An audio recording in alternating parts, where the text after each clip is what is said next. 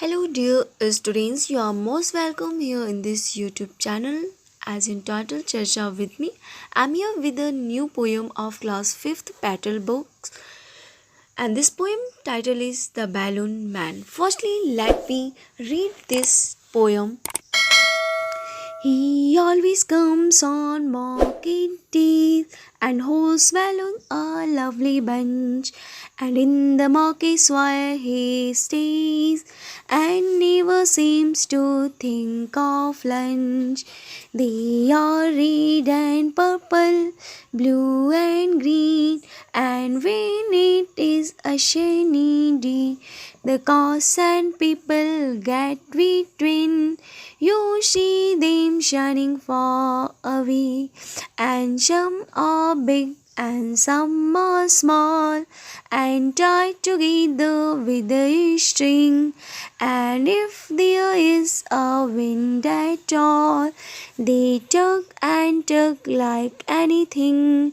Someday perhaps he will let them go, and we shall see them sailing high, and stand and watch them from below. They would look pretty in the sky. So now let me understand its meaning. He always comes on market days. He always comes, वह हमेशा आता है on market days. Market days का मतलब जब markets वगैरह खुली हों, दुकानें खुली हों, ऐसे दिनों में वह हमेशा आता है. And holds balloon a lovely bunch. वह हमेशा ही एक प्यारे से गुच्छे में बैलून्स को पकड़े हुए रहता है. And in the market square he stage. और वह मार्केट के बीच में खड़ा होता है, वह रुकता है. And never seems to think of lunch. और देख के ऐसा लगता है कि शायद वह कभी लंच के बारे में नहीं सोचता है. They are red and purple, blue and green. कि ये रेड लाल, पर्पल बैगनी, ब्लू नीला और ग्रीन हरा है.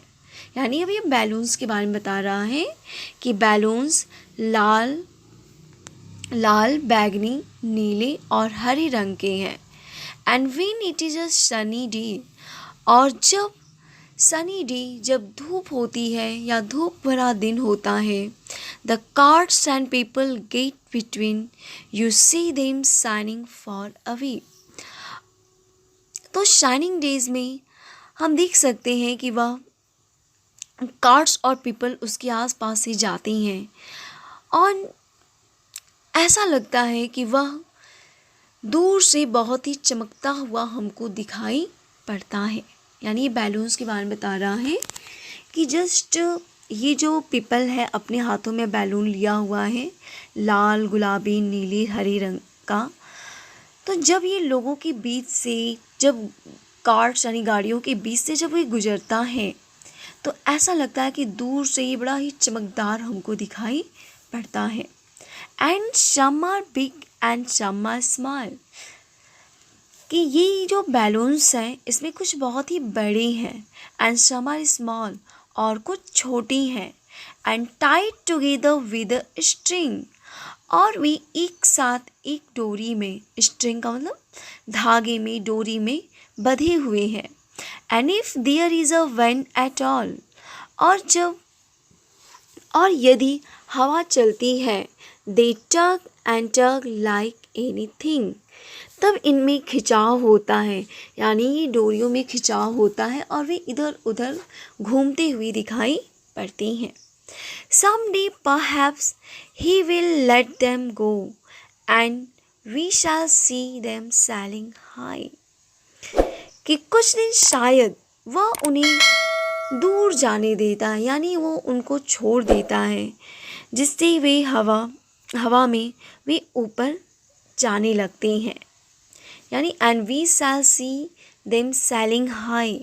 और ऐसा लगता है कि वे, यानी जो बैलून्स हैं, वे बैलून्स ऊपर तैरते हुए हवा में दिखाई पड़ती हैं. and stand and watch them from below. और नीचे से उसको खड़ी होकर और देखती हैं. They would look pretty in the sky. और वे आकाश में बहुत ही खूबसूरत दिखाई पड़ती हैं.